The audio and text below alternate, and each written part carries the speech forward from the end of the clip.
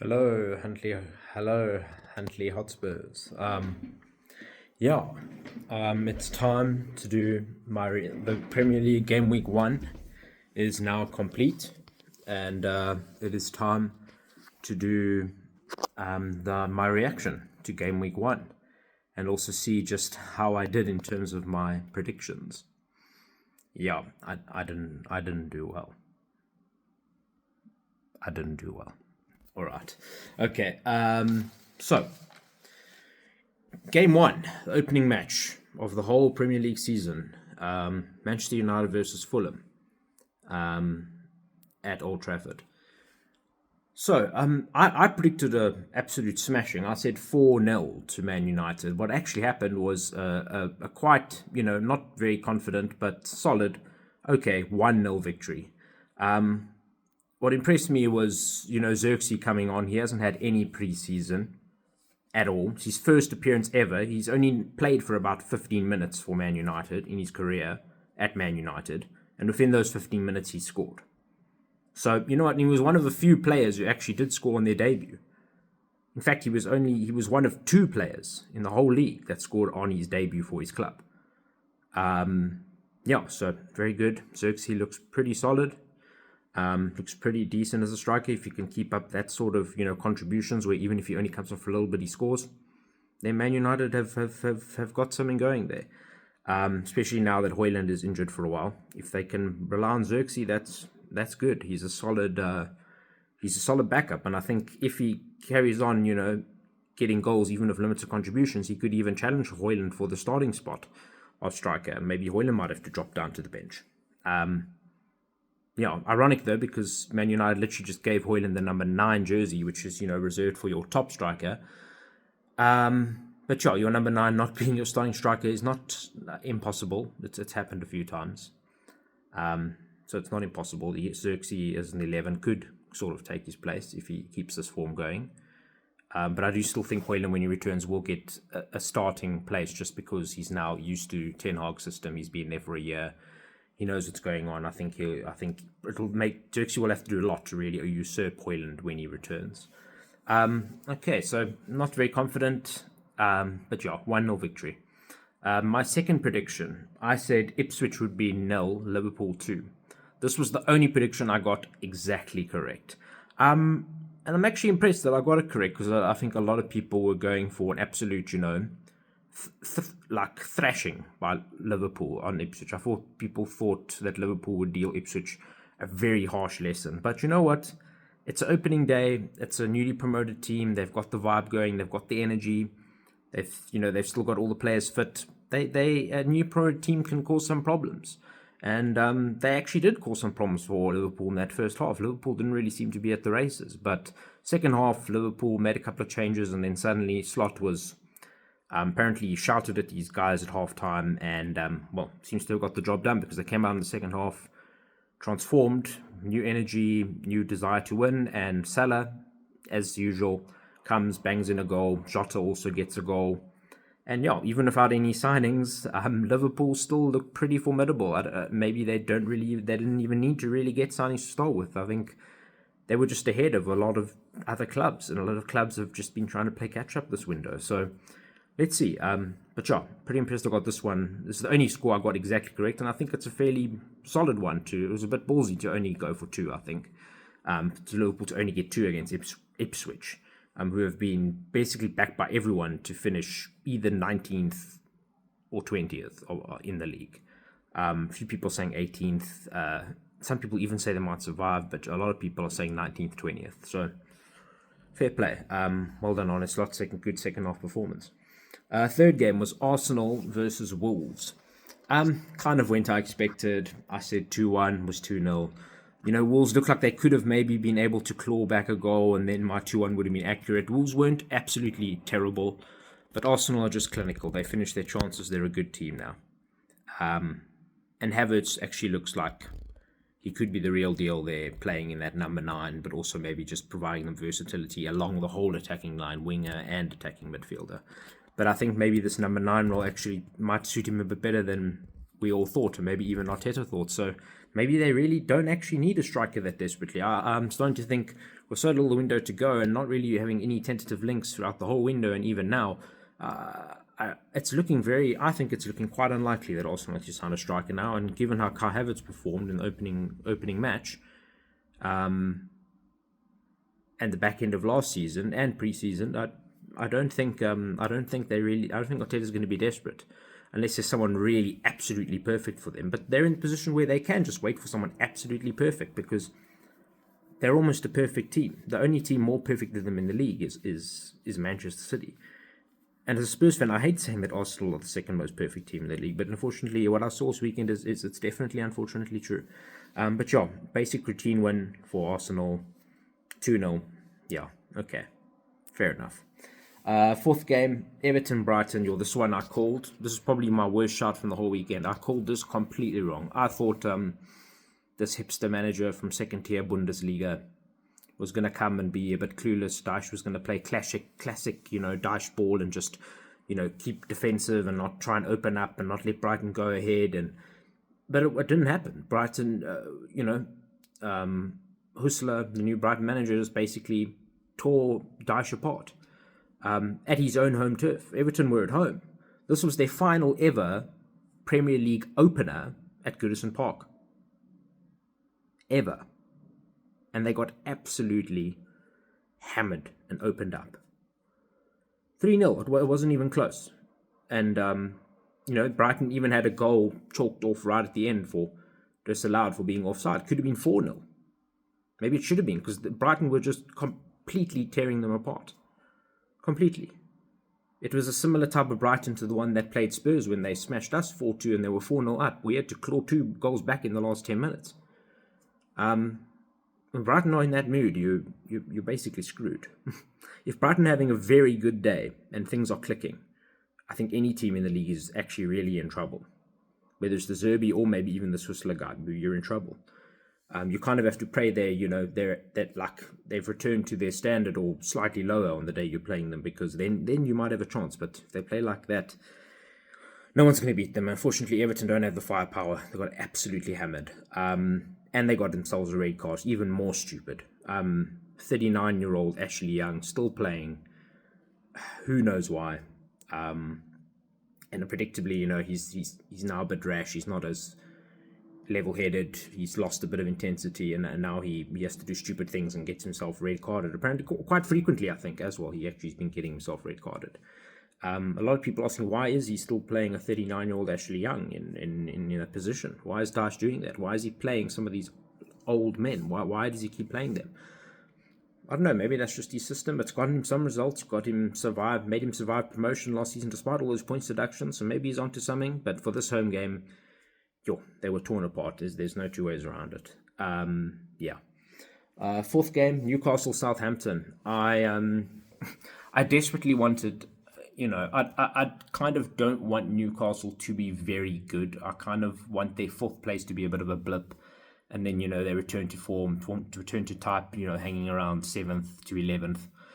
But based on what I saw there, they still look a top 6 team. They look like they're still really challenging and harming for that top 6 or even top 4 team. They were good. I mean, they even with 10 men, they still won the game 1-0. The Sheffield guy absolutely put an absolute show for getting his head lightly touched. Yes, his head was touched. Like that. And he went down to the floor. Cried and screamed to the ref. And then Newcastle guy gets a red card from the 40th minute. And then for 50 plus minutes, Newcastle playing with 10 men. But luckily they are 1-0 up already. They can't add anything because, but I think that you never really do when you've one man down. But they didn't concede any. I thought maybe my 1-1 was going to be quite a good shot because it looked like, when you've got 10 men, you're playing for over 50 minutes, maybe something's going to happen. I think a lot of teams would have ended up conceding 1 or even 2 goals in that situation. They would have drawn or lost the game. But Newcastle just looked like a very solid team. They still looked like a solid team, much to my disappointment. Isak didn't get on the score sheet. It actually wasn't a super good weekend, actually, for strikers in general. Not a lot of them really got on the score sheet, to be fair. But Newcastle, if they carry like that, they're still going to be good. And I'm nervous because Spurs are playing them in the third game away from home. And, our aggregate scoreline against Newcastle the past 2 seasons away from home is 10-1. And I'm not exaggerating. It's literally 10 Newcastle, 1 Spurs. So, yeah, geez. Hopefully they're still not as good as that when they play us in 2 weeks' time. The sixth game, Nottingham Forest versus Bournemouth. I think a lot of people were backing Bournemouth or Nottingham Forest to get like a sneaky close win. And it was actually quite a close game. It looked like Forest were actually going to do one over Bournemouth, which I would have been surprised with, to be honest. I think Bournemouth are much better than Nottingham Forest. I think Areola as a manager is much better than Nuno Espirito Santo. But as you expect with a good manager and a decent team who know each other, and it's now second season in the league, they were able to claw something back. They got something back, even without Solanke. Semenyo was playing up there, right winger was playing as a striker. He managed to score a goal and he managed to get them a point, which probably in the context of that game was probably pretty good for both parties.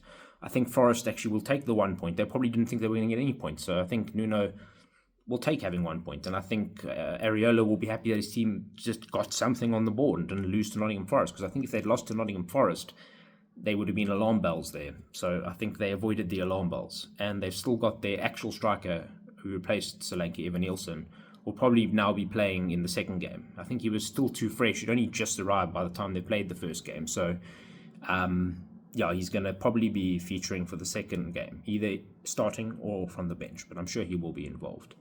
And he's probably a somewhat decent. He'll probably be an okay striker for them. I think he probably will be an okay striker for them. So I think they're probably okay.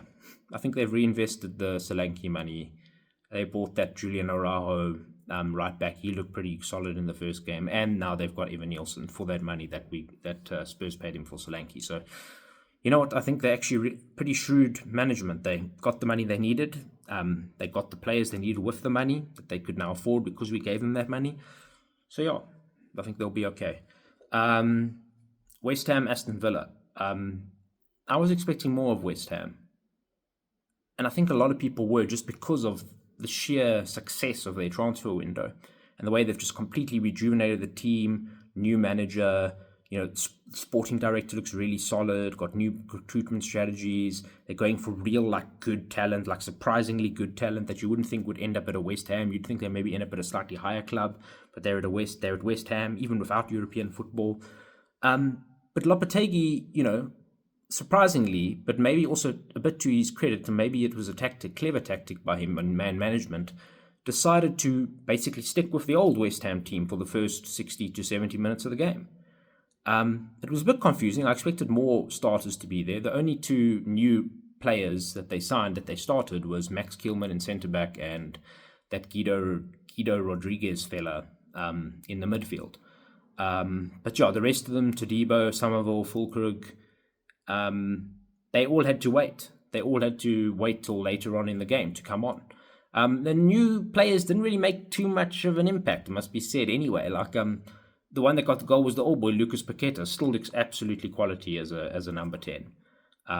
So yeah, it's good that they've still got him there, I think. Kudus as well, still really good. It's good they've got him still there as well. Fulkrug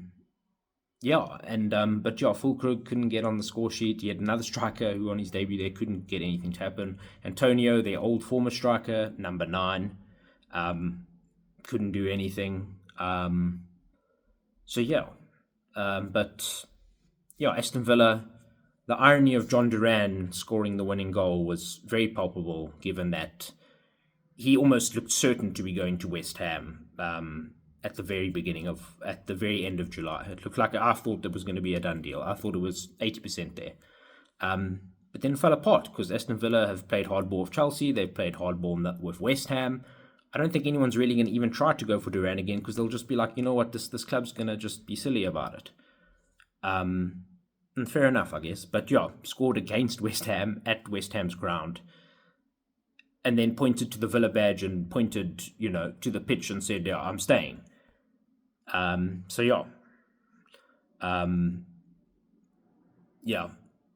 So, I think that was quite ironic. A lot of people pointed up on how ironic that was, that he got the winner for Aston Villa.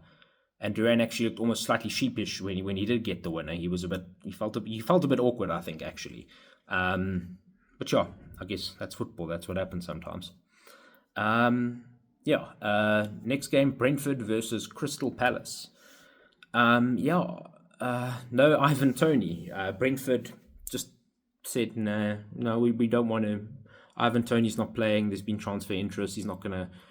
They have fully prepared for life without Toney. And I think they've actually done so very well, because even when he's available now, they're finding ways to just not play him. They're finding ways to say to the team, pretend Tony's not here. Let's just say he's not here, okay? In your minds, you must be gone already. You are here. You must get forward. You must try and score goals as a team. Our other star man, we got someone to replace him, Thiago. He's coming, don't worry, but he's injured. We need something to happen now.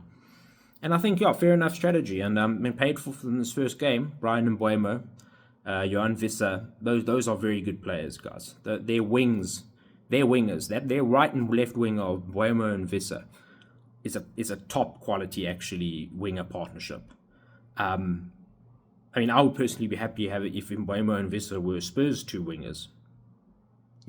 If we had Mbuemo, Visser, Solanke, I think that'd probably be a better combo, arguably, than Son, Johnson / Kulusevski and Solanke. I think they're really good quality in Mbuemo and Visser. Mbuemo, there was some interest in Liverpool a long time ago, but there hasn't really been any this window, so I don't really see him moving. Visser, there was apparently quite strong interest from Wolves, but that seems to have died down. I think they kind of figured that Thiago's out, Tony's probably going to leave. Looks like it'll be to Saudi Arabia, which is a bit sad, to be fair, that he's had to end up going there. But I guess if your attitude is a problem, then you've kind of shot yourself in the foot. So they I don't think they can really afford to just give Visser up easily to Wolves. Obviously, Wolves are desperate now because they lost Pedro Neto. They want to replace Pedro Neto. Could Visser be a decent replacement for a team like Wolves, the level of Wolves, for Neto? I think so. But I don't think it's going to happen. And then Crystal Palace. I said it would be 3-2 to Palace. I thought Palace would be a lot better, but it was actually 2-1 to Brentford. Palace did kind of play like they could have maybe won 3-2, to be fair. They were playing really well, some good passes. Eze had a brilliant goal disallowed because the ref had already blown his whistle. That was a bit rubbish, but anyway.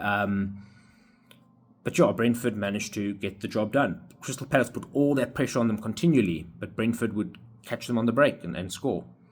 And unfortunately, when you're a very attack-heavy side like Glasner or Postecoglou or whatever, sometimes the team is just going to say, you know what, screw you, I'm going to find you on the break.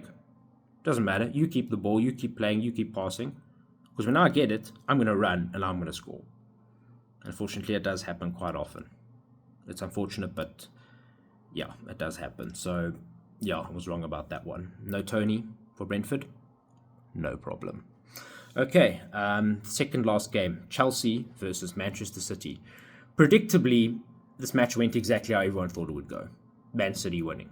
I don't think a single person thought Chelsea would win or even get a draw out of this game. I think everyone just wrote off Chelsea for this match, even though they were the home team. And for a team with the stature of Chelsea, for a lot of their fans, that's very upsetting that, nowadays they'll play Man City or Arsenal or, and people will just say, no, well, you're going to lose. Because in the past, they would have wanted to think, I can give a good game to this team. The truth is, they can't give a good game anymore to City or Arsenal. Or even Liverpool, I think. They can't. They can't. They're not there. They've lost it. They've lost that luster. Bowley and Clearlake has made them lose that cutting edge, lose that threat. They're not a scary club. I think one of the only Big Six teams that's struggling against Chelsea still is Spurs. And I don't really know why. But every other Big Six club, I don't think, even like the Newcastles and the Villas, I don't think they're particularly frightened of Chelsea. As a Spurs fan, I'm still a bit frightened of Chelsea, even if they are playing like rubbish. But I don't think anyone else really is. everyone else kind of goes to Chelsea or plays a game against Chelsea now and thinks, you know what? I think there's a good chance we're getting all 3 points here. There's a good chance, not even like a slight chance. There's a good chance we're getting 3 points here, and most of the time they're right. Chelsea looked quite dominant for some periods of the game. They had lots of attack, lots of trying to get the ball in, whipping the ball in, fancy runs. They couldn't get in the end of anything. Jackson had a goal disallowed. Haaland, like an absolute robot, just goes. He hasn't even been in the game. Suddenly he pops up and he's got a goal. That's standard Haaland. He's just a robot. And then Kovacic, the ex-Chelsea boy, just to rub salt in the wounds of the Chelsea fans, who are the home team, by the way, scores to make it 2-0, basically just put the game to bed for City. I think Enzo has a lot to prove still. Look, there's no shame in losing to Man City, even if you're the home team on your first game of the season. I think most teams would expect to lose to Man City at any point in the season, especially at any point in the season. People say usually at the beginning of the seasons where maybe you kind of can get at Man City. But I think, let's be real, City are just City. They are so good now. So they are the most perfect team in the league. So, yeah, you know what? It's fine. They have so many new signings as well. Their squad is ridiculously large. Apparently some players even have to go and get changed down the road from where the training centre actually is because there's just not space in the changing room. How scary is that? They, their first team has 44 players at the moment. 44. First team that can be in contention for each game. 44 players. Marc Guiu, the striker from Barcelona, came on. Pedro Neto came on. I think Pedro Neto looked pretty solid. I think he'll be a decent signing for them if he stays injury-free. The problem with Neto is he's missed basically a half to 2/3 of the last 2 to 3 seasons due to injury. So they really are taking a massive gamble on someone like him because when he's fit, he's brilliant. But as soon as a slight injury happens or it's too hard contact or whatever in the box, he's gone. He's gone for quite a while. So let's see. But and then final game, Leicester versus Spurs. Oh my. Oh, Tottenham. We should have won that game by more than 3 goals. 3-0, 4-1, 4-0. That should have been the scoreline. If we'd just been more clinical with our chances, and if the team had just been a bit better gelled together, I think we could have. We should have put the game to bed in the first half. We were so dominant the first half. And even for probably about the first 10 to 15 minutes of the second half. Why could we not just put a second goal in the back of the net? Or even like a third goal in the back of the net? Why couldn't we? It just seemed so frustrating. It kind of just looked like the Tottenham of the back end of last season, where you keep running, you keep putting on pressure, you run forward, you whip a ball in, but no one's there. No, there's no intent to like just get on the end of it and strike it. And Solanke tried a few times to kind of be around there and tried to get on the end of some balls. And I think he did reasonably okay with that. But you could see also the team was not used to playing with a recognized number 9 in the center. Our team is used to having a bunch of wingers. That's the truth. The Spurs need to realize now that they are not just a bunch of wingers running around, trying to just randomly, haphazardly feed balls and back pass balls into one another so that one of them might be able to get a nice, very clean shot into the back of the net. You have a number 9 now. You have a number 9 waiting there. Get the ball into the box, whip it with precision to the striker, and he might even be able to just try and take the shot, not have to wiggle around and pass back and then pass to the side, then pass back again and try and find the absolute perfect angle. He could just take the ball, use a bit of his upper body strength, move past someone, and try hammer it in. You have a striker. Spurs have a striker this season. We have a number 9 who's going to be waiting there, who's going to try and get on the end of the balls that come into the box and try to score them. We don't just have to run down the wing the entire time and pass back to the midfield and then pass to another winger, which passes to another midfielder. And just pass. No, shoot. You can shoot. Get it to the striker. Striker will shoot. That's all we need to do. And Bentancur knocked unconscious. I think that was quite upsetting. I think he woke up though after a while. He's apparently now conversing. He's probably going to be out for 1 or 2 weeks with concussion protocols. Porro was holding his calf, looking discomfort for about 5 to 10 minutes of the last bit that he was on the pitch. And then eventually was subbed off for Jed Spence. Hopefully, haven't heard any news yet. Hopefully he's nothing really significant. Hopefully it was just a pull or a mild strain. I suspect probably he'll miss the next game, but hopefully, he's back for Newcastle then. Bentancur maybe also, if all goes well, might also be back in time for Newcastle. But I think this Everton game we're probably going to have to pay with Spence and Basuma. Don't think it's the worst thing in the world. I think Basuma on his day can be really good. And Spence, I don't think he's as terrible maybe as we might like to think. I think he's kind of proved himself slightly. I think with the right attitude now, which he showed in pre-season, he can kind of get forward. He's very attacking, which Ange will like. So I think it could probably work for the next game. Maddison was actually probably one of the best performances he's had in quite a while. I think just that Leicester energy as well. His old home, I think, kind of got him going a bit. I think he felt the drive to put on a show for both the Leicester supporters and the Spurs supporters, to kind of prove himself. He kind of wanted to prove to Leicester what they're missing and to Spurs what they've gained. He kind of wanted to show that, I think. And he was orchestrating for the first 50 to 60 minutes of the game. But then after Leicester equalised, he kind of fell away. He lost a bit of his confidence. He was taking extra touches. You could see he kind of needed to be subbed off, and he was. Bergvall and Gray came on. I thought they were pretty good. I thought they played well, they're such young guys. I think they handled themselves well. They didn't let another goal concede. They tried to command the midfield a bit. They got a bit of control back into the game. And they came in. It was a really difficult, torrid circumstance for these young 18-year-old guys to make their Premier League Spurs debut. But I think they kind of did an okay job. Son looked more comfortable being on the left wing. That I've always said the whole last season, Son is a left winger. He should be a left winger.